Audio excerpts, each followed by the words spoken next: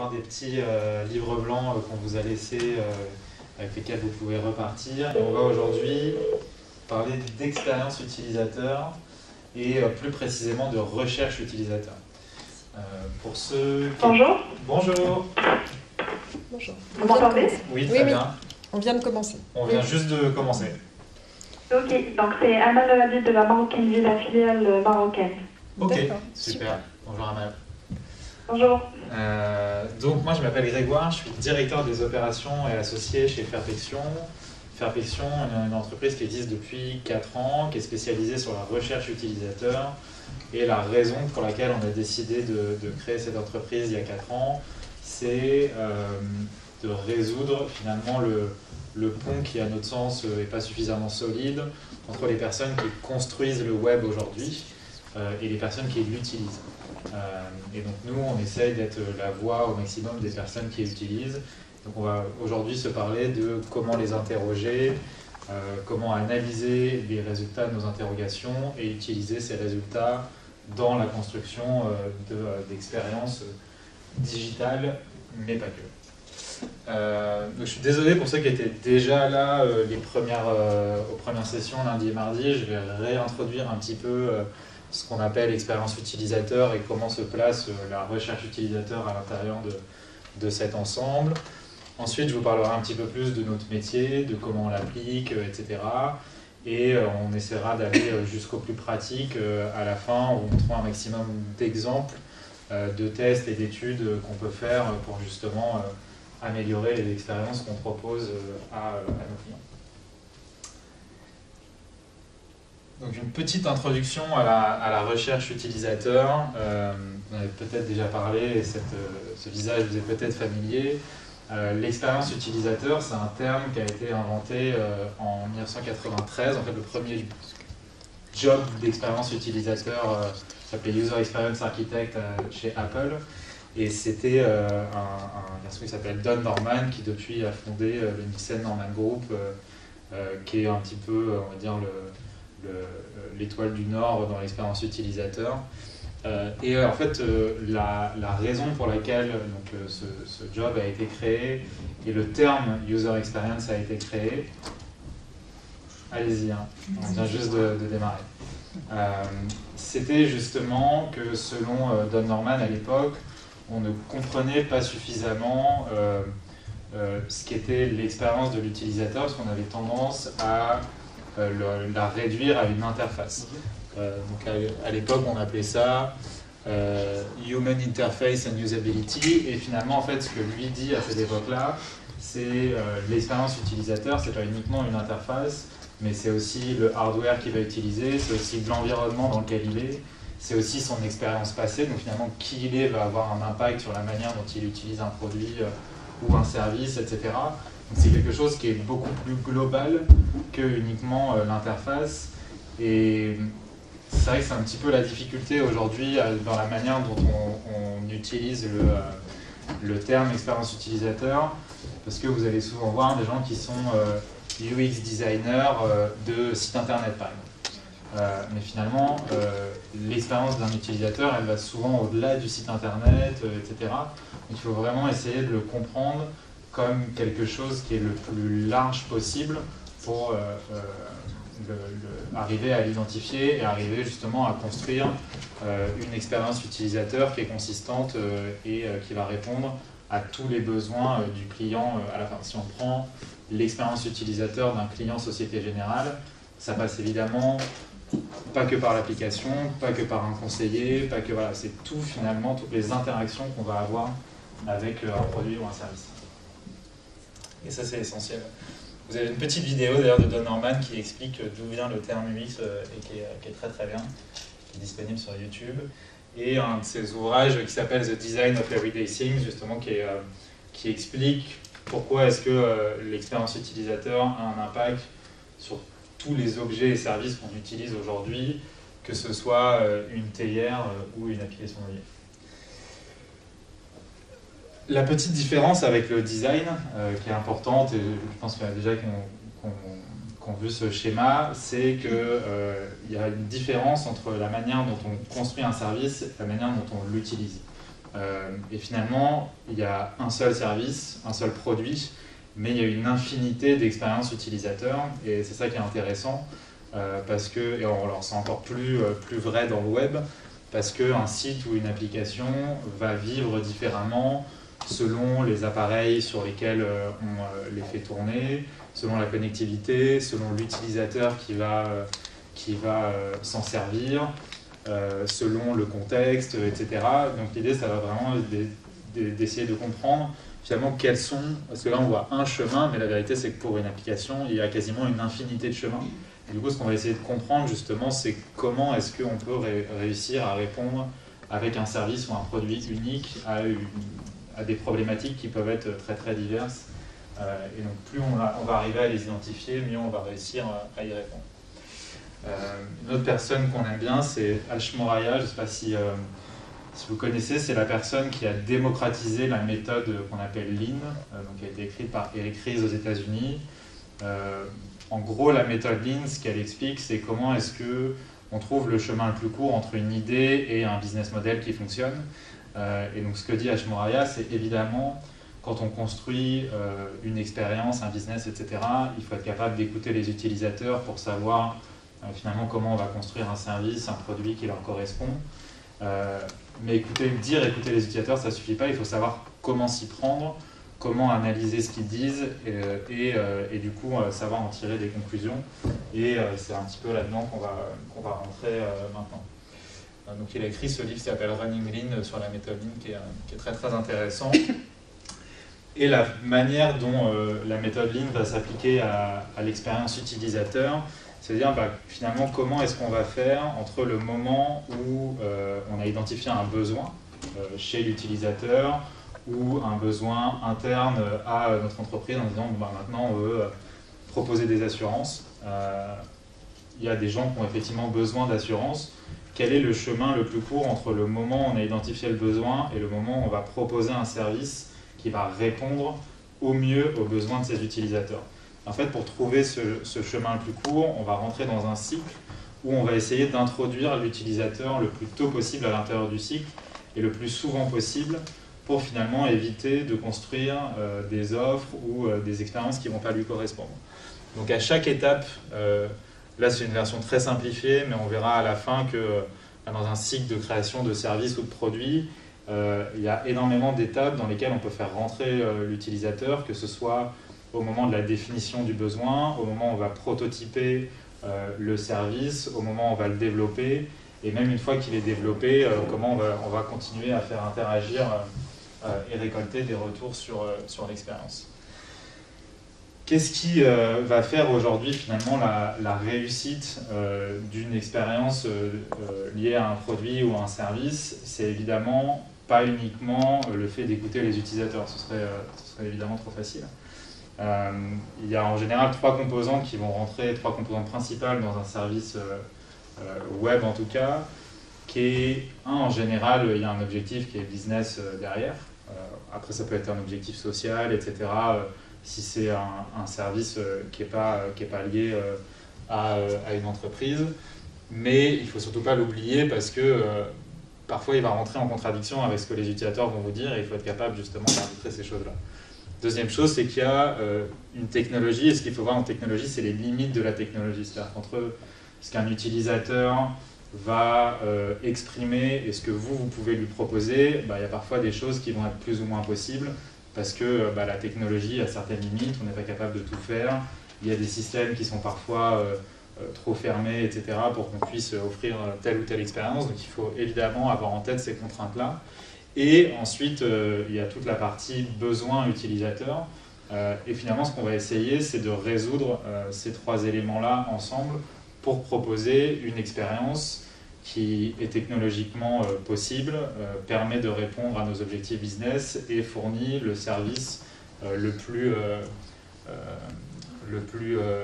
de valeur pour les utilisateurs. Nous, on n'a pas vocation à vous aider sur ces deux parties, business et technologie, même si évidemment on va essayer de les comprendre au mieux pour travailler avec vous. Par contre, notre métier, c'est vraiment de vous aider à identifier les besoins utilisateurs pour justement développer des services les plus performants.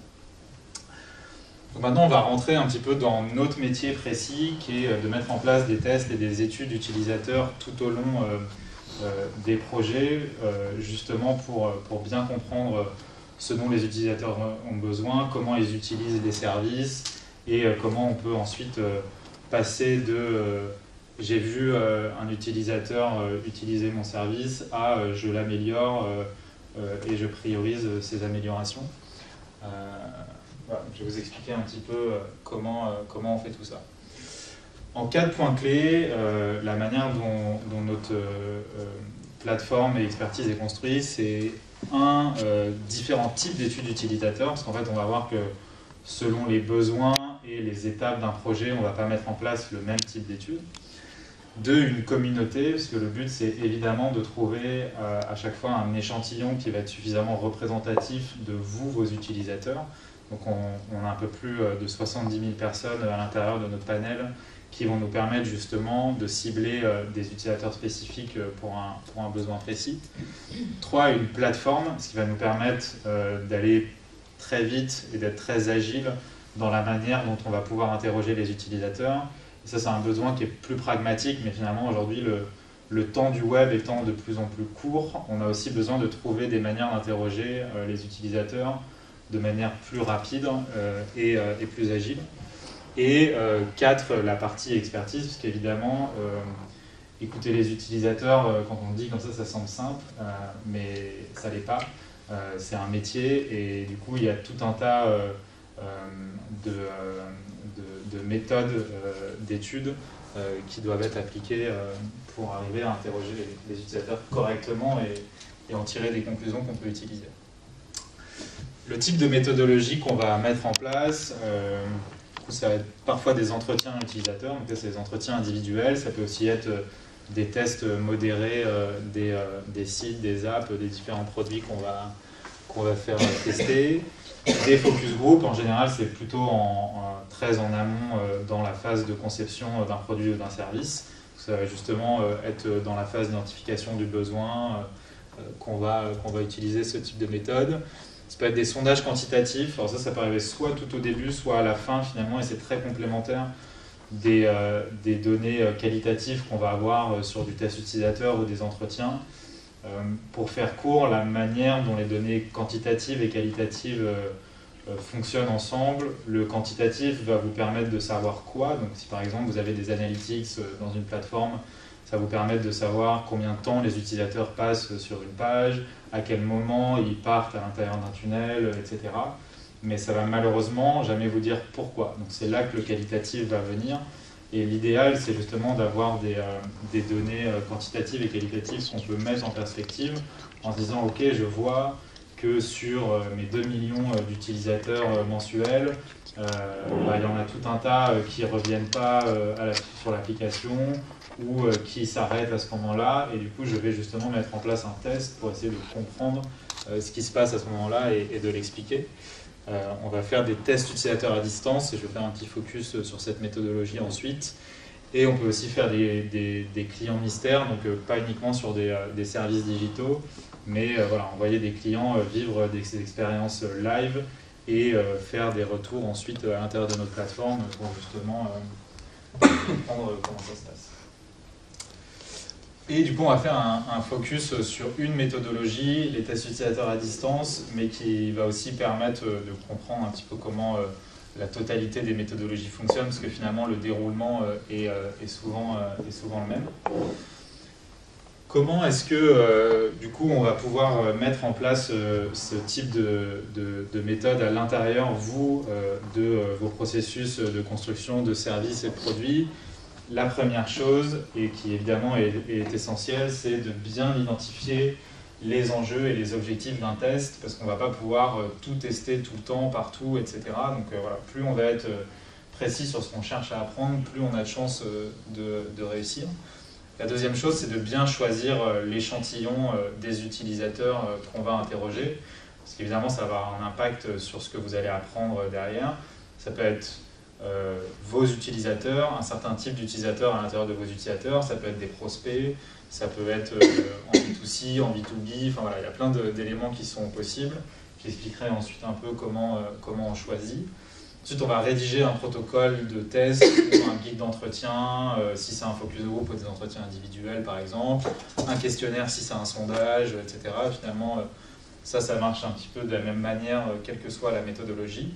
Ensuite, on va passer à la phase de terrain. Donc, pour un test utilisateur, les utilisateurs vont vivre l'expérience sur leurs appareils dans un contexte le plus proche du réel. Donc, ça peut être chez eux, ça peut être en mouvement, etc. Faire leur retour sur notre plateforme. Nous, on va recueillir leurs données à ce moment-là. Et ensuite, on va analyser les retours des utilisateurs. Et c'est la même chose si on fait un guide d'entretien, un focus group, etc. On analyse les données ensuite de ce qui s'est passé. Pardon. Et voilà, du coup, je vais préciser un petit peu comment ça fonctionne. Donc, nous, on est une plateforme, et l'idée d'avoir une plateforme, finalement, c'est d'avoir un lieu unique dans lequel vous allez pouvoir mettre en place vos études, vos tests utilisateurs et récupérer toutes les données liées à ces études et à ces tests. Quand on travaille ensemble, la première chose qu'on va vous demander, c'est toujours de bien définir vos objectifs. Et cette phase, elle est essentielle, parce que si on ne définit pas des objectifs qui sont suffisamment précis, on va souvent se retrouver avec des résultats peu exploitables et finalement la valeur d'un test ou d'une étude, elle existe uniquement par les améliorations que vous allez pouvoir apporter. Faire un test ou une étude pour dire bon, bah, j'ai appris des choses, mais finalement je ne peux rien en faire et je ne vais rien modifier, bah, finalement l'expérience des utilisateurs à la fin, elle ne va pas bouger. Donc encore une fois, la phase où on va analyser les résultats, vous allez en tirer des conclusions et vous allez pouvoir mettre en place des améliorations, c'est une phase qui est cruciale et elle se prépare à ce moment-là, au moment des enjeux et des objectifs, parce que l'analyse des résultats va aussi être faite par rapport à ces enjeux et à ces objectifs. Si par exemple on dit, je sais pas, on teste, on va prendre un exemple très simple, on teste une plateforme de e-commerce et on cherche à savoir, si les utilisateurs arrivent à bien trouver les produits qu'ils recherchent, et deux, si le tunnel d'achat pour les commander fonctionne bien. Du coup, nous, au moment de l'analyse des résultats, on va s'intéresser principalement à ces objectifs-là et on va pouvoir, du coup, vous faire une analyse personnalisée par rapport à ces objectifs et sur les conclusions que vous allez pouvoir tirer ensuite et sur ce que vous allez pouvoir modifier. Mais voilà, encore une fois, on ne peut pas tout tester d'un coup et ça, c'est un petit peu l'erreur de base, c'est de se dire, bah, ok, j'ai un test à faire, c'est quand même suffisamment compliqué, donc je vais tout tester d'un coup, et puis comme ça je vais tout savoir et je vais tout changer ensuite. Mais en fait, ça ne marche pas. Nos clients qui sont les plus matures, on va dire, sur la recherche utilisateur, c'est au contraire, en général, plutôt des entreprises qui sont capables de très bien identifier les points qui sont laborieux pour leurs utilisateurs, les points de friction. Du coup, de tester ces éléments-là, de les modifier très rapidement et d'être du coup très agile dans la manière dont ils vont faire évoluer leurs produits et leurs services. La deuxième chose, c'est de bien choisir l'échantillon. Ça, c'est un débat un petit peu infini dans les études, c'est les tailles d'échantillons dans les études qualitatives. Il y a un chiffre qui existe, qui est très populaire, qui est 5 utilisateurs vous permet d'identifier 80% des problèmes qui sont sur votre interface, ce qui est vrai. En revanche, ça ne vous permet pas de prioriser à l'intérieur des différents problèmes qui sont apparus. Nous, nos échantillons vont de 30 utilisateurs à 10 utilisateurs. Pourquoi 30 utilisateurs? Parce que c'est le premier échantillon en statistique qui permet d'appliquer la loi normale. Donc c'est, vous verrez sur la courbe ensuite, je vais vous montrer, le moment où finalement vous allez réduire le plus la marge d'erreur par rapport à l'investissement que vous allez faire en termes d'utilisateurs, en termes de nombre d'utilisateurs. Et la raison pour laquelle on va parfois réduire cet échantillon, c'est si vous êtes sur un type d'utilisateur qui est très précis. Je vais prendre un exemple très simple. Si on est sur un site B2C, grand public, par exemple l'application Société Générale Banque pour les clients, en fait vous allez avoir une variété d'utilisateurs qui est extrêmement importante, et du coup on va plutôt avoir des tailles d'échantillons larges pour avoir des jeunes, des vieux, des petits téléphones, des grands téléphones, des gens qui sont très tech-savvy, des gens qui utilisent très très peu leur téléphone, etc. pour justement essayer de capter un maximum d'expérience. En revanche, si vous faites une application qui est uniquement pour des traders, en fait, vous allez avoir des profils qui sont très similaires, avec des problématiques qui sont très similaires et des habitudes qui sont très similaires. Donc à ce moment-là, vous allez pouvoir réduire la taille d'échantillon. Et avec une taille d'échantillon moindre, en fait, on va avoir une marge d'erreur qui sera moindre aussi. Donc comment ça marche? En gros, effectivement, à 5, vous identifiez déjà plein de problèmes, mais vous avez une marge d'erreur qui est encore importante. Et on voit qu'en fait, à partir de 30, la marge d'erreur, effectivement, donc pour avoir 90% de confiance sur les résultats, va continuer à descendre, évidemment, et on pourrait aller jusqu'à des millions et ça continuera à descendre. En fait, elle va descendre de manière assez marginale par rapport à ce que vous allez apprendre. En fait, il y a un moment, on ne fait que rajouter des problèmes similaires avec des priorités similaires, et ça ne sert plus à rien d'agrandir l'échantillon. Ensuite, on va passer à la rédaction du protocole de test ou du guide d'entretien. Ça, c'est les instructions qu'on va donner aux utilisateurs. Donc, quand c'est un guide d'entretien pour un test modéré, c'est ce que va dire le modérateur à la personne qui est interrogée à côté. Quand c'est des tests utilisateurs à distance, c'est ce à quoi va avoir accès l'utilisateur pendant son test. Donc, si on teste par exemple un prototype, l'utilisateur, on va lui expliquer d'abord ce qu'il va tester, il va avoir accès au prototype et ensuite on va lui dire « Ok, étape 1, essayez, découvrez la page d'accueil et dites-nous ce que vous en pensez ». Donc là, il va commencer à rédiger ses retours. Ces retours sur notre plateforme peuvent être soit en vidéo, donc en fait, il va avoir un screencast de son écran et il va expliquer à l'oral quelle est son expérience, donc on va pouvoir récupérer ces vidéos ensuite, soit de la capture d'écran avec du texte. Et en gros, pour faire court, la différence entre les deux, d'un point de vue analyse, la capture d'écran avec le texte, ça va beaucoup plus vite parce que en fait, on voit beaucoup plus simplement les points de friction, alors qu'en vidéo, il faut passer beaucoup plus de temps à faire de l'analyse. Et la vidéo est très dans la réaction, alors que quand l'utilisateur écrit en fait un message, il va avoir tendance à post-rationaliser beaucoup de choses et à essayer de les expliquer. Donc en général, dans un test, on va avoir les deux méthodes pour capter justement un maximum d'expérience. Et donc voilà, au fur et à mesure, il va faire ses retours.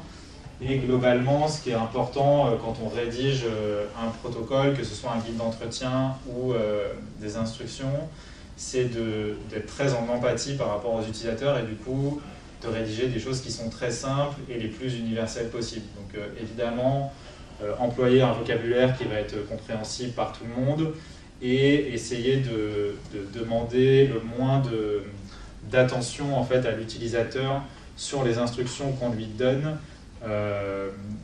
pour éviter en fait, qu'il soit frustré justement par ce qu'on lui dise et que ça ait un impact sur l'expérience qu'il va relater à l'intérieur de l'application. Un point qui est important et qu'on répète souvent, c'est qu'un test, c'est forcément biaisé en fait. C'est le principe des tests et des études, c'est qu'on essaye de recréer une expérience la plus proche du réel, mais on ne fait que la recréer, ce n'est pas une expérience qui est réelle. Donc ce qui est important, c'est évidemment de limiter au maximum les biais qu'on va introduire, et de bien les prendre en compte dans la manière dont on analyse les résultats derrière, pour justement éviter d'avoir des effets qui sont des effets de bord de la méthodologie ou de l'objet testé, etc. Donc voilà, on essaye à la fois de les limiter et on les identifie pour les utiliser. Donc ensuite, l'utilisateur à l'intérieur de la plateforme va expliquer son expérience. Donc à chaque étape de son expérience, on va savoir ce qui s'est passé de positif, de négatif, pour quelles raisons il a potentiellement été bloqué, etc.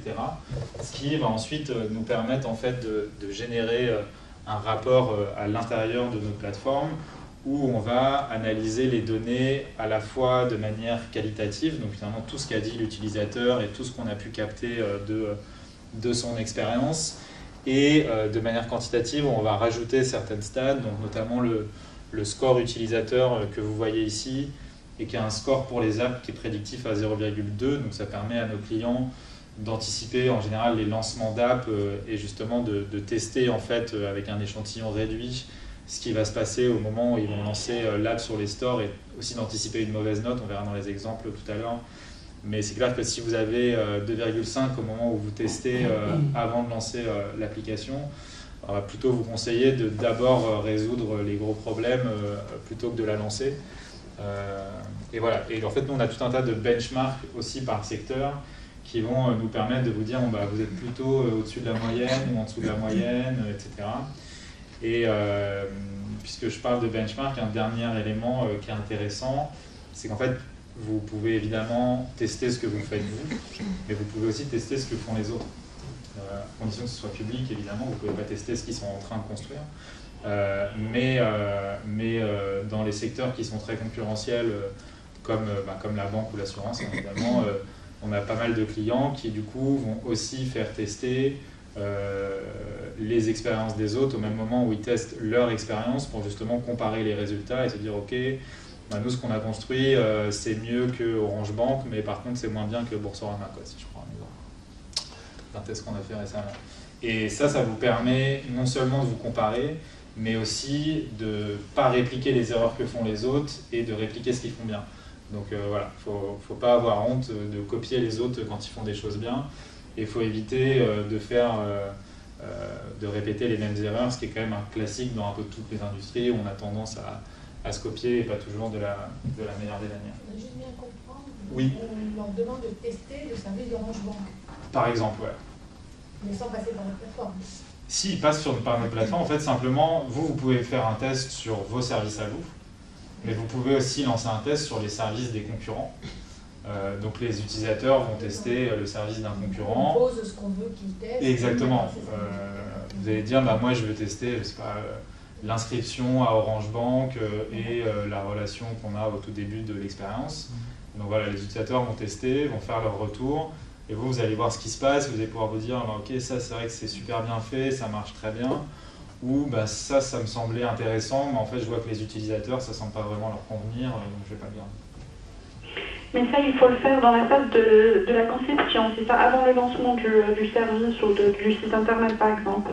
Bah, ça peut être fait soit dans les phases de conception, mais ça peut aussi être fait au moment où vous commencez à réfléchir à améliorer un service, une interface, et où vous allez plutôt être dans une démarche d'audit finalement et vous dire moi j'ai déjà des données sur ce qui se passe dans mon interface qui sont en général plutôt des données quantitatives, mais j'ai besoin de mieux comprendre quelle est l'expérience des utilisateurs, donc je vais mettre en place un test sur l'interface qui est live aujourd'hui, et sur la base de ce qu'ont dit les utilisateurs, bah, je vais modifier certains éléments ou au contraire conserver d'autres choses, parce qu'il y a forcément aussi des choses qui se passent bien et c'est important d'être capable de s'appuyer dessus.